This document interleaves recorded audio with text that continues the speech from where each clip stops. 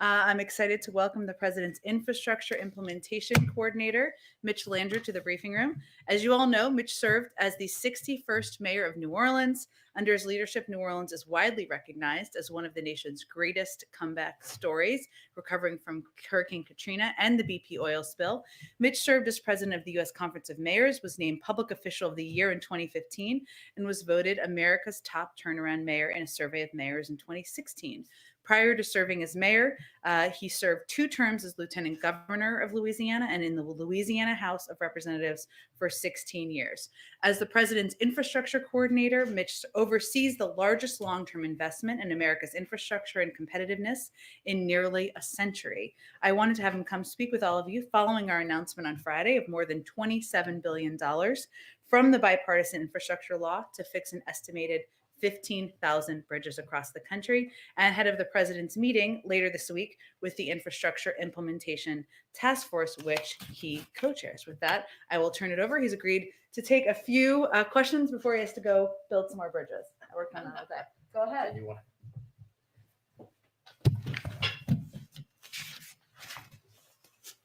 Good morning, everybody. So this is what this room looks like. I've been wondering for a while. It's nice to see you. Happy New Year to you. My name is Mitch. The president asked me to help him build a better America. I said yes. I hope the people of America agree to, because it's going to take all of us to get this done.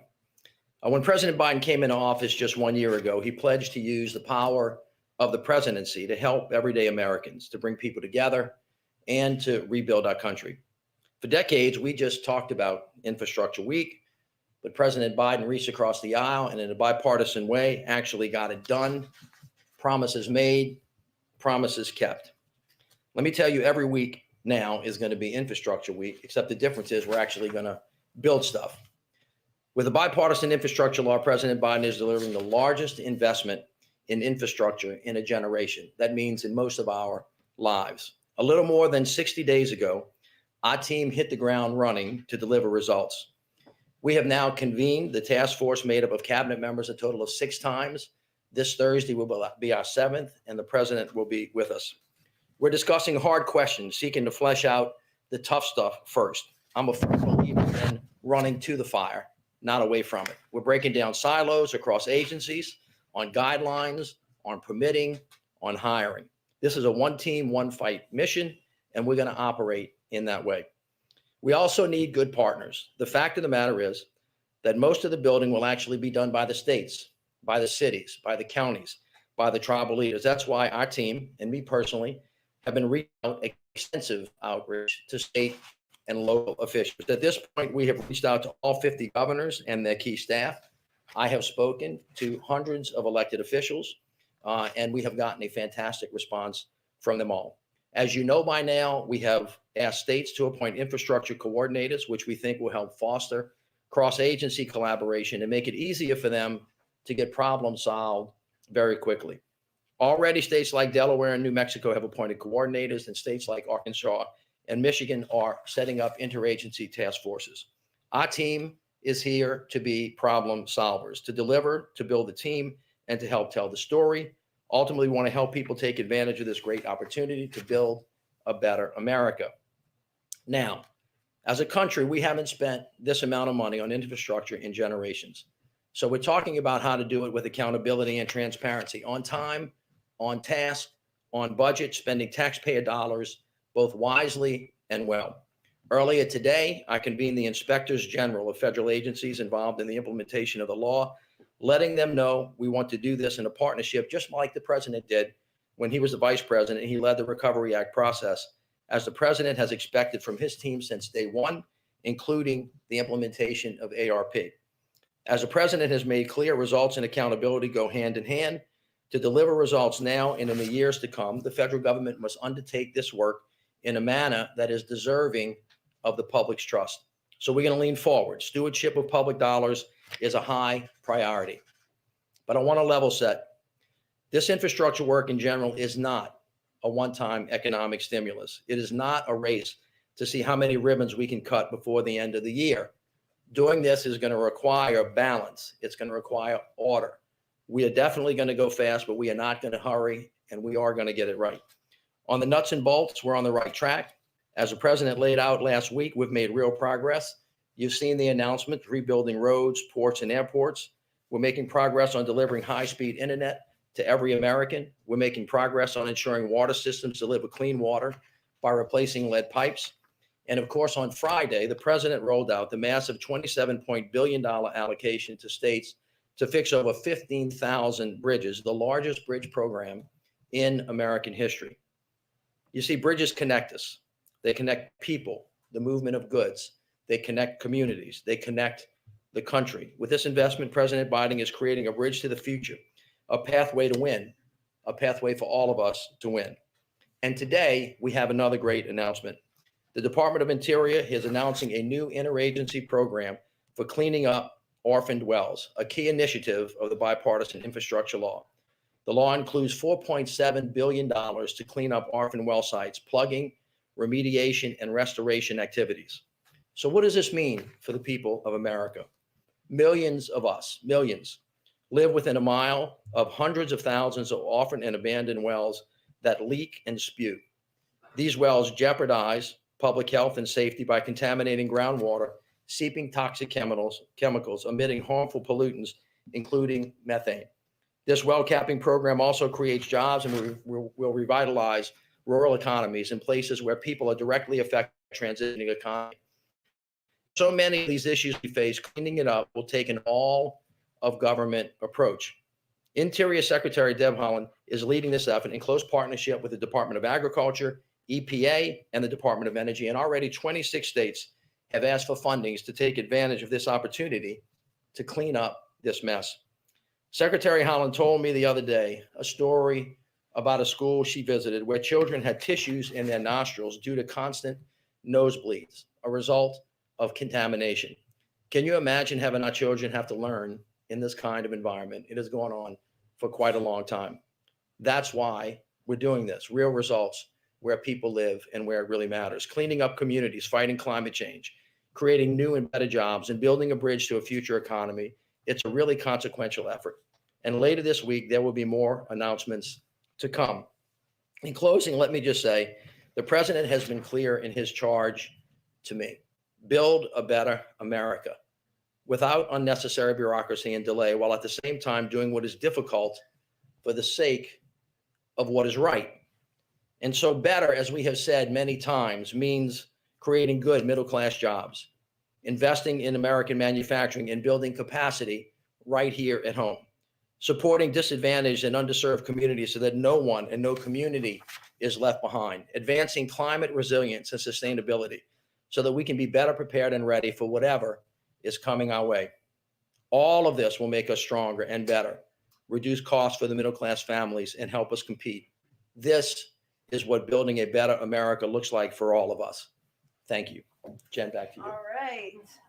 Jeff, go ahead. Mr. Mayor, thank you very much. I was wondering if you could tell us what the response from some states in your old neck of the woods has been. We've seen many federal programs, Obamacare, one example, other things. Some red state governors have been resistant. Are you seeing a different kind of response on things like infrastructure, which the programs of which are popular, but the administration isn't necessarily?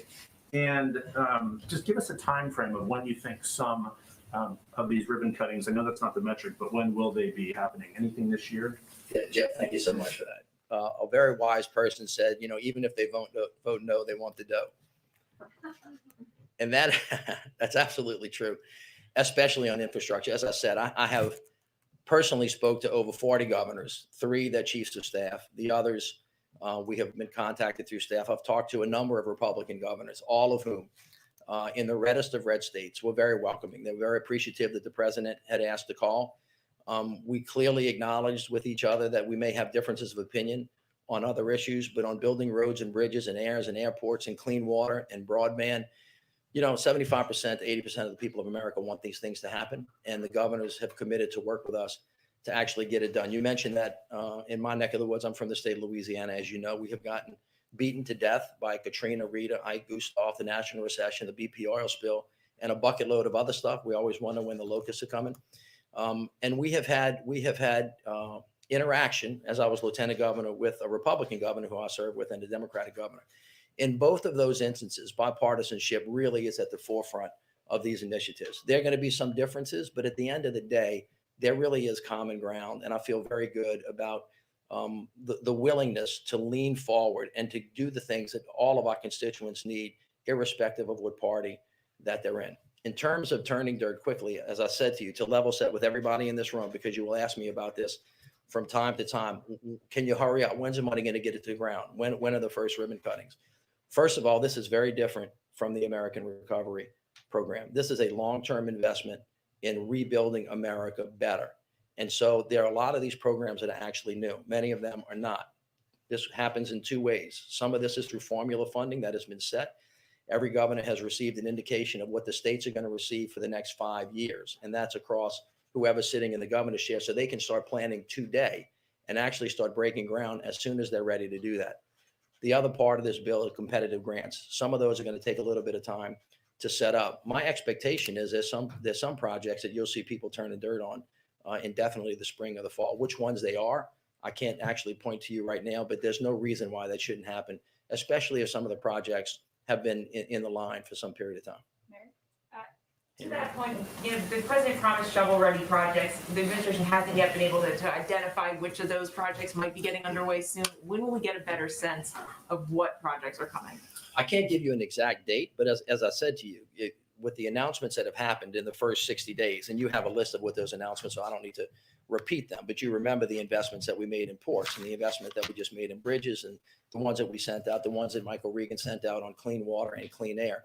The governors now have this money. On top of that, some of this money is fungible from the American Recovery Plan as well. So as soon as the governors and the legislatures decide where this money is going to go, and they do it with appropriate attention to equity, climate, using American products and other things of that nature, those projects shouldn't take long. However, it takes a long time to build a bridge. You don't build a bridge in a day. Now, sometimes people in this town know that you can tear down things a lot quicker than you can build them, and they work hard to do that. In this instance, we're going to take time and do it right, but we're going to do it as quickly as we possibly can. Joey? Yeah, thanks, Mayor. I'm curious about the $66 billion for Amtrak. What is the process looking like in terms of spending those funds? Again, on the timeline, when do you think that those dollars will get out? And is it going to be in terms of figuring out which projects? I know they have planning that Amtrak does, and a lot of it's focused on that Northeast corridor that travels up the Northeast coast. Is that going to be a process that Amtrak itself figures out what they're going to spend, or is there going to be input also from the administration, the White House? How does that kind of work? Well, first of all, we're going to all figure it out together. Yeah. You can count on that. Secondly, just to make you aware of the scope of this project, it's $1.2 trillion. There are 14 agencies plus some that have some level of involvement in many of these plans and programs. It takes 3 or 4 agencies to coordinate. And then there are some independent agencies, and Amtrak is one of those. As you noticed, they have $66 billion to do a really, really big job. And of course, you won't be surprised to know the president has a special interest in trains, and he will talk to you about it for a very, very long time. And he knows more about it than many engineers in an unbelievable way. We've started those conversations with Amtrak. You have rightly noted that the Northeastern corridor is the one that needs immediate attention. The president, however, has also indicated that he's really interested in trying to make sure that we look at where the connections are that connect moving people that's cheaper, faster, and is also climate friendly. So we're in the process of kind of putting that together, and we'll have a plan in the not too distant future. Is that something that it could be started this year, or more likely something? I think a lot. Again, I don't want to speak specifically for Amtrak. It's an independent agency. There are many things that can be started right now. And as I have said to you, in some of these models that we have in some formulas, that money has actually already been indicated and sent out of the door. So that's just going to be a matter of administrative work that we have to do. Nancy, Sure. that'll be the last one. Go Hey, ahead. Nancy. Thanks, Mitch. Based on what you've seen so far, how many state governments have the capacity already to evaluate this huge number of projects all at once and determine which ones are most worthy of the funding? Because as we saw, for Right. example, with the American Rescue Plan, you might be very organized here at the federal level, but if they don't have the staffing and the know-how and the capacity at the state level, there will be bottlenecks? Greg, that is a fantastic question, and thank you for asking us. As you heard me say throughout this talk, it's all going to be about balance. How do you go fast and how do you get it right? How do you really try to do the right thing, but at the same time, not go too slow? How do you deal with actually getting money to the ground quickly and making sure that people have the capacity to use it? Let me say this again to all of us who are younger than 80 years old. You have not seen this in our lifetime. And when we have tried to do this in the past, because we haven't spent a lot of time building up what I call downline logistics. You'll hear me say this many, many times. Sometimes up here in Washington, they want to create a cow, and when it gets down to the ground, it looks like a pig. And the point is to make sure that what we're trying to do down here gets down to the ground with the people from the ground up, understanding it, knowing it, analyzing and working in partnership with them. One of the things that should be obvious to anybody in this country is that we have a capacity problem on the ground, notwithstanding the current circumstance that we're in. Even if the world were perfect, you have to say to yourself, are we ready to build this much stuff this fast? And the answer is if you triage it appropriately, if you plan appropriately, if you run to the fire, and one of the fires is, do we have enough people? Do we have enough materials? And if we don't, how do we create workforce training programs? How do we build capacity? How do we manufacture products here? And you understand that this is a 5 to 10 year cycle. You can actually move into it if you do it intentionally and with thought. So to answer your very specific question, there are some states that have been in this business for quite a long time and have moved big stuff, and they're obviously more prepared than others. One of the great challenges and one of the great missions the president gave us, and it falls under the umbrella of equity and climate. What about these small indigenous communities that don't have the capacity to apply for a grant? What happens if they get a grant? Do they have the ability to spend the money? And our team has raised that up, all of our agencies, and says we've got to run to that fire, and we have to start building capacity on the ground level. And then how actually are we going to do that? What does workforce training like? What does the partnership with community and technical colleges look like? How is labor going to build apprenticeship programs to lift up people of color who have not been involved in this interest? And how do you create this virtuous cycle of success and moving in one direction? This is why, back to Jeff's questions earlier, if everybody cooperates, if everybody saves their fire for all of these hot button issues that we all tend to disagree with, and don't focus that on infrastructure because there's not a Republican or a Democratic way to fill a damn pothole, then we ought to be able to get all of this stuff done more quickly and better. And that, ladies and gentlemen, is what a better America looks like for President Biden. Thank you all very much. Thank you so much. I appreciate it. Invited back anytime, as I always like to say. Okay. All right, this a little bit better this time. Okay, just have a couple of items for all of you at the top. I have a bit of a hard out at 1/4 of or 10 of, so we'll get around to as many people as possible. I know that many of you are tracking that we are about to reach our 1 year mark here in the administration, and we just wanted to note a couple of the points of progress that have been made that you'll hear the president talk more about and members of our administration also talk more about over the coming days. And you know how we love charts around here? So we have some charts that lay out a pretty stark contrast between where we started and where we are now. So just to highlight a couple of pieces. During the president's first year, we saw the most dramatic change in our economy of anywhere in the world. It was the biggest year of job growth in American history, and it was the direct result of actions taken by President Biden and Democrats in Congress, including the American Rescue Plan, the vaccination effort it helped fund, and now the bipartisan infrastructure law. And you can see the economic data there quite starkly. I mean, look at the initial unemployment claims. They're on average they were at 812,000 a year ago. They're now at 210,000. The unemployment rate and obviously job creation the year before the president took office and the last year. As it relates to COVID, if we look to a year ago, only 1% of adults were fully vaccinated. 74% of adults are fully vaccinated now. In terms of at-home tests on the market, now we've talked about tests a lot, 0 on the market a year ago. Now we have 375 million people per month, or tests are distributed, I should say, per month. 46% of schools were open a year ago, now over 95%. This is progress that's been made. Obviously, there's more work that's going to be done, that needs to be done. The job is not done yet, but we have a plan to address the challenges we're facing, and we're going to stay at it. With that, Colleen, why don't you kick us off? I wanted to ask about negotiations over voting rights. I wanted to see, what you guys are expecting this week, and then what's plan B if things go south, to secure elections and ensure voting access if the bills don't pass. Well, as you all know, the negotiation or the debate is starting in the Senate. The president's view is that the American people deserve to see where their leaders stand on protecting their fundamental rights. That is a reason to move forward with this debate and this vote this week. And his view is also that opposing rule changes to make the protection of voting rights a reality is supporting an obstacle to protecting voting rights. It's part of the important process. In terms of so we will continue to, and you've heard the president say, and I'm sure he will reiterate for you if anyone asks him tomorrow, that until his last breath, he will be fighting for the protection of voting rights. And that means conversations and fighting to get legislation at the federal level through is going to continue. And those conversations will continue.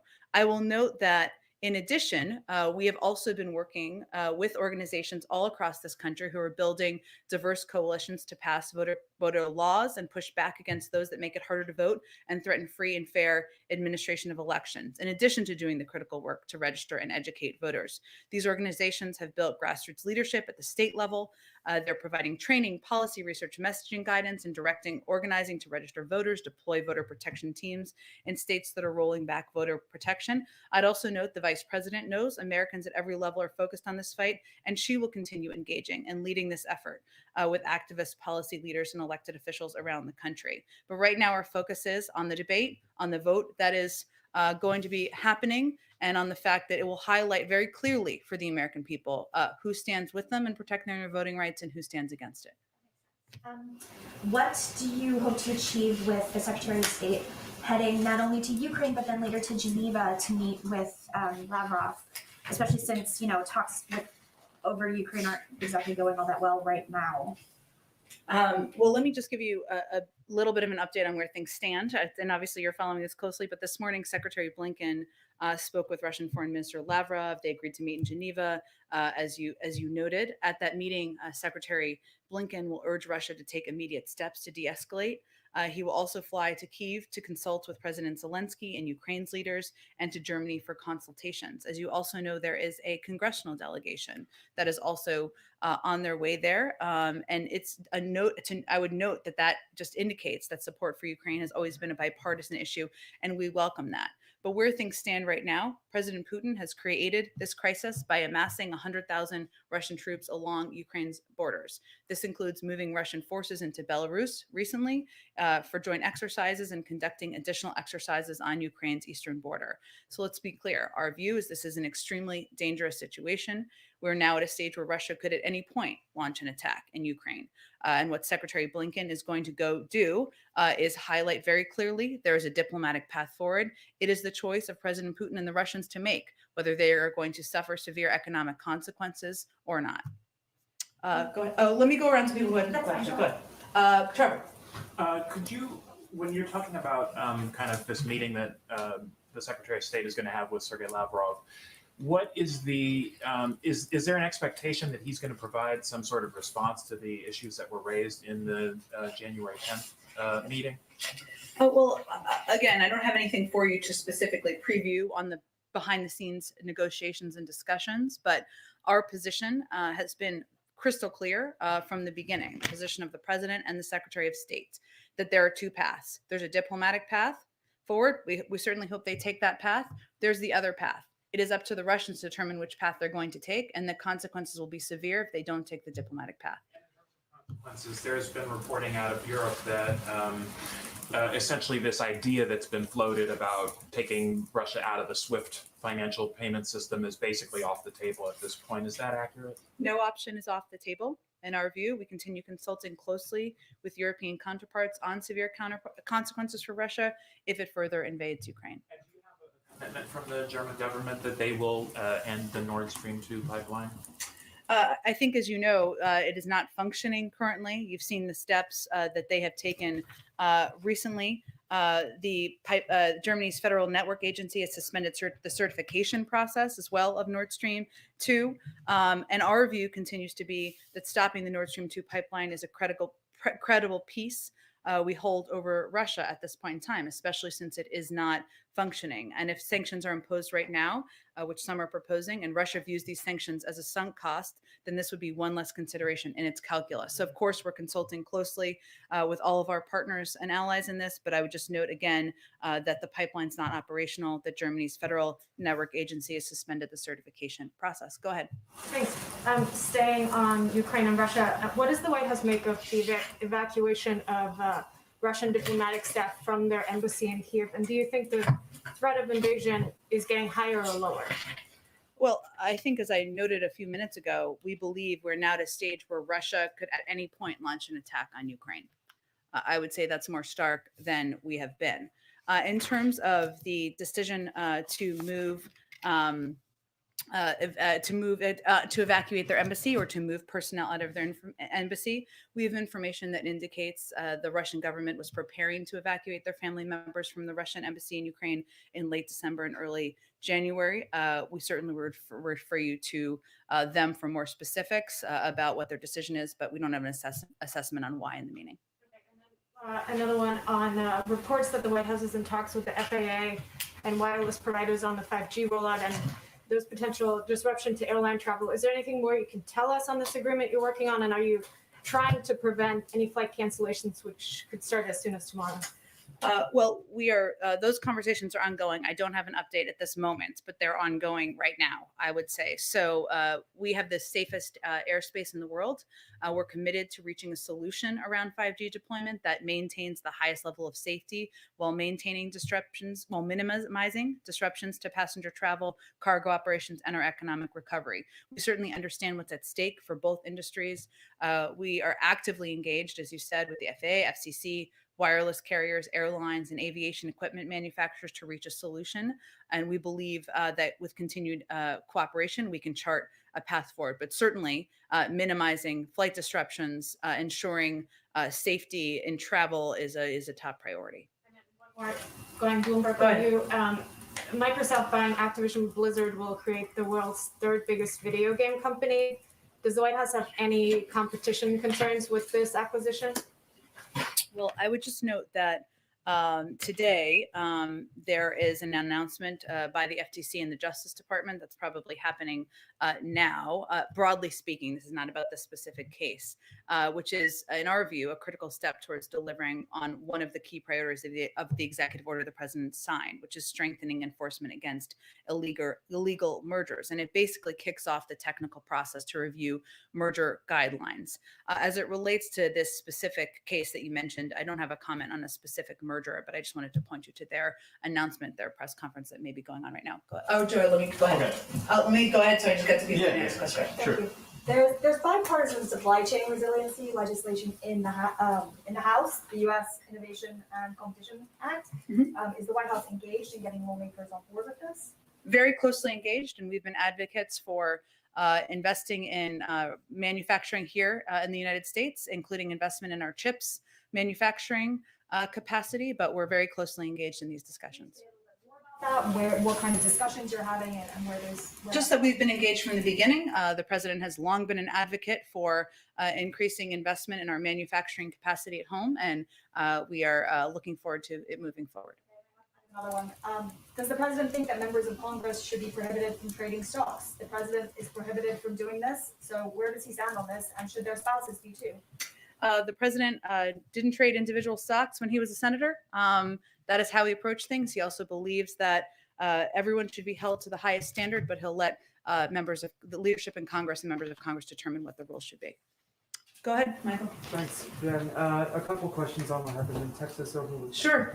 How is it that an individual who was known to MI5 in Britain, who was on a watch list as of 2020, ended up in a synagogue in Texas? How did that happen? Oh, well, our understanding, and obviously we're still looking into this, is that he was checked against U.S. government databases multiple times prior to entering the country, and the U.S. government did not have any derogatory information about the individual in our systems at the time of entry. We're certainly looking back as a reference to what occurred to learn every possible lesson we can to prevent attacks like this in the future. Beyond that, I'd certainly refer you to the Department of Homeland Security. Obviously, the president referred to the incident as an act of terror. What is the significance of referring to the individual as a terrorist or referring to the incident as a terrorist incident. I think, and I talked to the president about this that day as well. I think there's no question that when somebody goes into a house of worship and threatens and holds hostage individuals who are there, that is an act of terror. That is terrorism. That is why he called it that, because we don't need to be, because it's very clear it's what it is. Go ahead. Hi, thanks, Jen. Getting back to voting rights for a minute. Yeah. You mentioned that the White House administration is going to continue to push back against state legislatures. The president mentioned this as well last week. But just to drill down on that a little more, can we expect to see more litigation from the Department of Justice around this? And if you look at cases that have already been filed under Section 2, we know historically that takes a very long time, years to resolve. Are you confident that there is any action you can take that would result in any outcome before the midterms? Well, I really refer you to the Department of Justice. As you know, they have doubled their funding for voting rights protections. But in terms of individual cases or legal intentions or actions, I would point you to them. To shift a little bit to healthcare and the Affordable Care Act, that was something that President Biden ran on, expanding the ACA. Yeah. He was able to do that, of course, through the rescue plan. But some of those other pieces were tied to Build Back Better, expanding Medicaid, again, addressing subsidies. Is there a plan B, a consideration of what steps could be taken if Build Back Better doesn't pass? Well, here's the good news.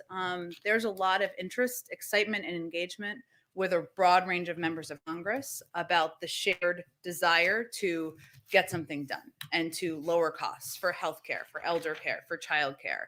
And there are a range of conversations that are ongoing, lots of ideas that we're discussing and we're engaged with. That is the status. The president proposed this as part of his package because he, as you said, he has advocated for, he ran on, he has fought for an expansion of access to healthcare, lower costs for healthcare. He also feels very strongly about lowering the cost of prescription drugs, something he thinks is frankly shouldn't be controversial in this country. If you're not for lowering the cost of prescription drugs, what are you for, Republicans in Congress, is his basic fundamental question. So this is something we will continue to discuss. We're continuing to fight for and work for. But, you know, I know there have been a range of reports out there, and I would just make very clear there is no specific proposal we are putting forward. We are just engaged in a range of conversations with members of Congress about what to do next. Go ahead. Thanks, Jen. Can you provide an update on the COVID testing website? Sure. Is it ready to go? Has the hotline number been created? You know, resiliency against crashes, that type of thing? Sure. So covidtest.gov is in the beta phase right now, which is a standard part of the process typically as it's being kind of tested in the early stages of being rolled out.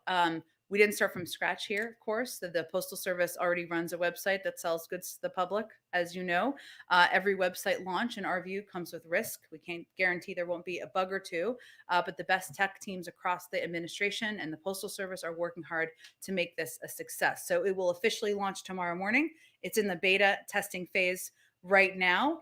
And I would also note that the U.S. Digital Service, which was an organization founded after healthcare.gov, after the healthcare.gov rescue, has been supporting the Postal Service to ensure that they have what they need to be successful in this critical moment. So looking forward to an official launch tomorrow morning. And right now it's in the beta phase. On Ukraine and Russia, I know you said that the United States is ready for Russia to engage at any time. I wanted to ask you, though, about the media narrative of the falsifying or alleging that Russia is going to say that Ukraine is going to attack Russia. Have you seen any indications of that? Has that narrative been put into work yet? We talked about this a fair amount on Friday because we've seen efforts to push that narrative in the media and in the public. And I think one of the key roles we can play here is making very clear that there is a long history of propaganda from Russian leadership, that they use it as a tool to spread misinformation as a means of gaining ground. And we should be very clear about what's accurate and inaccurate, and that's an inaccurate narrative. Go ahead. Thank you, Jen. Thank you. Since there are so few reporters in here today, I'd like to ask briefly about 3 transparency issues. The first one, I'm kind of amazed hasn't been brought up more in this room.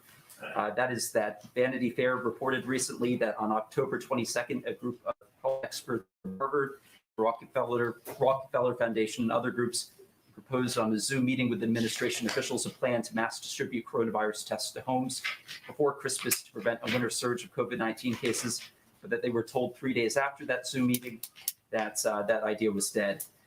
So I emailed you about this yesterday and again this morning so that you'd be able to track down a firm answer on 2 details here. The first detail is which administration officials attended that October 22nd meeting.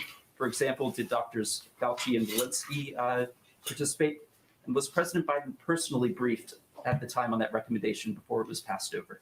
Well, maybe people haven't asked about it because we've done a lot of what was discussed in that meeting that happened a couple of months ago, including massively expanding our testing program and capacity. And the issue at the time, which was a very small part of the conversation, was that the market had not expanded enough to at that moment in time be able to launch the website we're launching tomorrow. And the president used the Defense Production Act, invested $3 billion to expand it, quadrupled the size of our testing capacity, and now we've ordered 1 billion doses. So we see that as our COVID team, the members who participated, saw that as a very constructive meeting, a good meeting, a lot of which we've worked to implement. So the idea, though, to mass distribute tests to homes before Christmas and New Year's, that idea was not adopted. How can President Biden shut down the virus if he's not being briefed on these ideas?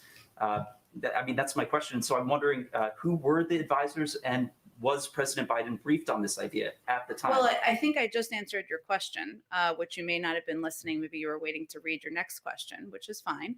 But I just answered your question. Let me finish, Stephen. Stephen, I'm finishing. What I said to you just a minute ago is that we did not have the capacity at the moment. We had a very constructive meeting with this group.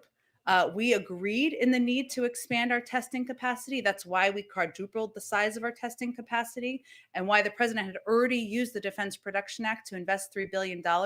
But the market did not have the capacity at that moment to do what we're doing tomorrow. I hear what you're saying, but that's not the question I asked. The question I asked was, do you have another question? I think I've answered your question. Was President Biden briefed at the time? Again, I've answered your question. If you have another one, I'm happy to answer it. Otherwise, I'm going to move on to the next person. I didn't get answers there, but I'll move on to another one. Great. The second question is that in light of President Biden's first year coming to a close, the data indicates that he spent a quarter of his days, at least partially, in Delaware. In light of that, will the White House be reconsidering the decision not to release visitor log information from his Delaware residences? Well, the president goes to Delaware because it's his home. It's also where his son and his former wife are buried. And it's a place that is obviously close to his heart. A lot of presidents go visit their home when they are president. We also have gone a step further than the prior administration and many administrations in releasing visitor logs of people who visit the White House, and we'll continue to do that. Go ahead in the back. I think we're done and we're going to move on. Go ahead in the back. The Reuters reported this morning the Biden administration is reviewing e-commerce giant Alibaba cloud business for U.S. national security reasons. Can you confirm? I'd really have to check with our national security team on that. I'm happy to do that, and we'll get back to you after the briefing. Go ahead in the back. Hey, Jen. I want to pivot back to voting rights, Sure. particularly the president's speech last week. I wonder if you could talk a little bit about how it came together, but also I wonder if you'll respond to some of the criticism about it, that it was too aggressive or divisive, and that some of the rhetoric that he used wasn't conducive to getting folks who are opposed on board. Well, sorry, which piece did you want me to start with? Whichever one is best for you. Okay. Well, I would say first that, the president delivered a powerful speech about the protection of people's fundamental rights in this country, which is their right to vote, their right to vote for anyone they choose, whether it is him or someone else. It was not a partisan speech. It was intended to lay out for the public exactly what's at stake and lay out for elected officials what's at stake. And he stands by everything he said in that speech. Can you talk a little bit about how it came together, though? Like, who did he or the White House consult with? Like, how did he land at this point? I'm just trying to get to the genesis of it. Well, he consulted. There have been discussions for months on voting rights on the Hill with Democrats, certainly an open door to Republicans to have a discussion. among members and among staff about a path forward, something that 16 Republicans who are serving today have supported in the past. And also he consulted a lot with civil rights leaders. We consulted with civil rights leaders, with voting rights activists, and others who have been working around the clock to advocate for voting rights. Okay, go ahead, Jeff. I'm going to ask you a couple questions. First, what is the administration or the White House doing today on the 5G controversy, if Sure. anything, in the remaining hours before the midnight deadline? So there are ongoing discussions right now with members of our economic team who are closely engaged with at the FAA, FCC, wireless carriers, airlines, and aviation equipment manufacturers to reach a solution. As you noted, tomorrow is the deadline. Our objective is, of course, to reach a solution around 5G deployment that maintains the highest level of safety while minimizing disruptions to passenger travel. That's what we're working towards. But everyone from Secretary Pete Buttigieg to members of our economic team are closely engaged in these discussions. And heading into the president's press conference tomorrow on the eve of his one-year anniversary, he has long said that he would talk straight from the shoulder, I think is his words, to give an honest assessment of things. What is your honest assessment of the last year of the Biden administration? And how can the voting rights failure not be seen as some type of a metaphor for these challenges? Well, I would say in terms of voting rights, his view is that it's never a good idea not to shoot for the moon with what your proposals are and what you're fighting for. And the alternative is to fight for nothing and to fight for nothing hard. And that oftentimes, as you know, you've covered a couple of administrations, you don't get everything done in the first year. But what we feel good about, and this is why I brought some of these charts to show the contrast, is that coming into an incredibly difficult circumstance, fighting a pandemic, an economic, a massive economic downturn as a result, an administration that was prior to us that did not effectively deal with a lot of these crises, that there's been a lot of progress made. We need to build on that. The work is not done. The job is not done. And we are certainly not conveying it is. So our objective, and I think what you'll hear the president talk about tomorrow, is how to build on the foundation we laid in the first year. Go ahead. On 5G, the FAA has had 2 years to come up with a plan for this to deal with this implementation. Should they have acted sooner to minimize disruption? Did the FAA drop the ball here? You know, I think, Mary, there'll be lots of time to look back and see how we got here. And I know many of you will do that. And of course, that is understandable. But now, less than 24 hours, what we're focused on is trying to come to a solution that will minimize travel disruptions to passenger travel, cargo operations, and our economic recovery. And that is why it's so important to hopefully come to an agreement and ensure more planes are flying out there. Oh, go ahead. On voting rights, unless something has dramatically changed, which it doesn't seem likely this is going to fail, you have made clear that the president, is going to keep up this fight with every last breath he has. Does that mean that this is the top priority going forward legislatively? I ask because obviously BBB is still stalled as well. Where's the president going to be putting his energy? We can and will advocate for both. That is reflective of what's happening now, too. Of course, voting rights is right now being debated. It's going to be on the floor. The president was out last week, as you know, giving a powerful speech about why this is so important to move forward. At the same time, we were having a range of conversations on Build Back Better because we also want to get that done. So we're going to keep fighting for both. Go ahead. Thanks, Jen. The airlines are using some pretty dire language to describe what's going to happen tomorrow if the president doesn't step in and take action. They're saying that the nation's commerce will grind to a halt, that the vast majority of the traveling and shipping public will essentially be grounded. Does the president share the view that the airlines have about how bad this is going to be if the White House doesn't step in? Well, I think what we're trying to do now is come to a solution to avoid exactly that. And it is true that if there are hundreds or thousands of flights that are grounded, that means not just disruptions to passenger travel, that also means cargo operations. That means that goods aren't moving around as quickly and effectively as they need to in order to not have supply chain disruptions. So this is something that we are very focused on. We've been closely engaged on, and we want to avoid that and prevent it. It's explain why the FAA and the FCC seem to have different views here. The FAA seems to share some of the concerns that the airlines have about the possible implications of implementing 5G, whereas the FCC has said, based on the data it's seen, it's not a problem. Well, I think part of this is having a negotiation and trying to find a solution. I'm not going to speak for the FCC, which is of course independent. Our objective is to prevent this from becoming the economic disruption that you referenced in your question. Go ahead, Joey. Yeah, thanks, Jen. You mentioned the beta testing is already underway in regards to the COVID-19 testing website. One of my colleagues discovered that they're already you are already able to purchase them, or not purchase them, order them for free online.